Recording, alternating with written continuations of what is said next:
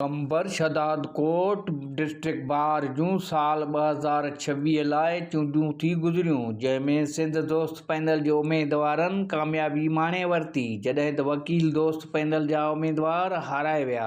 चूंडुनि में सदर लाइ वकील नूरुल्ला रिंद 128 वोट खणी कामयाबी हासिल कई, जॾहिं संदसि मुख़ालिफ़ उमेदवार मोहम्मद अयूब खानज़ादो 125 वोट खणी हाराए वियो। सीनियर नायब सदर जे उहिदे ते मुश्ताक अहमद ख़्वावड़ 127 वोट खणी कामयाब थी वियो। संदसि मुख़ालिफ़ उमेदवार मोहम्मद सादिक सीलरो 120 वोट खणी हाराए वियो।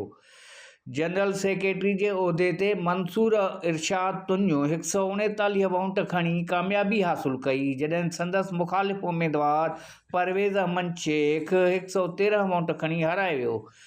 जॉइंट सेक्रेटरी ते नादरा सीलरो 139 वोट खणी कामयाब। लाइब्रेरियन ते फ़हीम अख्तर चांडियो 146 वोट खणी कामयाबी माणी। खज़ानची जे उमेदवार मुश्ताक अहमद सियाल 140 वोट खणी कामयाब थी वियो।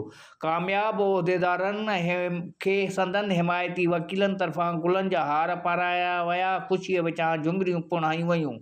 कैमरामैन आदिल खोसो सां गॾु मोहम्मद मिठल खोसो, कोशिश डिजिटल, कंबर।